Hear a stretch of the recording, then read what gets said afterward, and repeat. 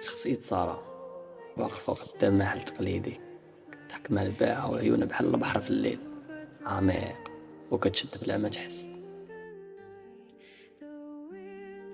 واحد النهار في مراكش القديمة كنت كندور في زنقة صغيرة، ملي شفتها شخصية سارة واقفة قدام محل تقليدي ديال الحرفيين، كتضحك مع الباعة وعيونها بحال البحر في الليل، عميقة وكتشد بلا ما تحس. أنا اسمي أمين، كنت غادي نصور فيديوهات عن التراث، ولكن نهارها كلشي تبدل. قربت وقلبي بدا كيدق بسرعة، قلت لنفسي غير صورها بلا ما تهضر معاها، بلا ما تشوفها. ولكن السحر ديال الابتسامة ديالها خلاه صعيب. كتبت على ورقة صغيرة فين كتسكني بلا ما نحس وعطيتها ليها. ضحكات وقالت غير تابع الكاميرا، انا غادي نوريك الطريق للسر ديال المدينة القديمة. ومن داك النهار ولات سارة مرافقة ديالي في كل جولة، الأسواق، الأزقة، القهاوي، ماشي غير مرشدة ولكن بحال صديقة اللي كتفهمك بلا كلمات. كل نهار كنت كنكتشف فيها حاجة جديدة، شجاعة، طيبة، الضحك، وحتى دموع صغيرة في عيونها ملي كتذكر الماضي. واحد النهار ملي كنا في ساحة جامعة البناء قالت لي أمين، عندي واحد السر ولكن بغيتك تعرفه. قلت لها شنو هو؟ ممكن نساعدك؟ تنهدت وقالت أنا كنت مخدومة عند واحد القصر، ولكن كنت باغي نخرج ونعيش حياتي. الحياة ديالي كانت مقيدة، ولكن معاك كنحس بالحرية. شعرت بشي حاجة غريبة في قلبي هاديك النهار، ماشي غير الإعجاب ولكن حب بدا كيكبر بلا ما نحس.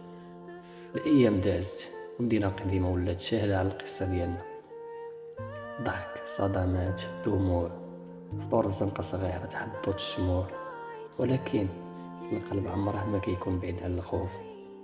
نهار من النهارات وانا غادي نصورها فيديو، جا واحد الراجل كبير في السن قال لي سارة راه غادي ترجع معايا للدار، انا عمك. قلبي وقف. سارة شافتني وعينيها كيقطروا بالدموع. انا ما قدرتش نمشي، انا بغيت نبقى معاك. تقاتلنا مع الواقع، الحب ديالنا كان حقيقي ولكن الحياة كتفرض قوانينها. قررت نلقاو حل، نخطط باش سارة تهرب معايا نهار السبت، نهار السوق الكبير. وجا النهار والقلوب كتدق، السواق ديال مراكش القديمة كيشهد علينا. سارة طلعت على الكوتشي وانا وراها، وكلنا فرحانين ولكن خايفين من كل ثانية. وصلنا للبلاصة اللي غادي نبداو فيها حياة جديدة، حي بعيد، شقة صغيرة ولكن مع بعضياتنا كل شي ممكن. سارة ضحكات وقالت أمين، كنت كنحلم بهاد اللحظة وحياتي غادي تكون حكاية جميلة في مراكش. قلت لها حتى لو الدنيا كلها ضدنا، الحب ديالنا غادي يكون قوة. وموراها حياتنا تبدلات، الفطور مع بعضياتنا، ضحكوا مع صحابنا، الزيارات للمدينة القديمة، وكل نهار جديد كيبان قصة حب كتبدا من جديد.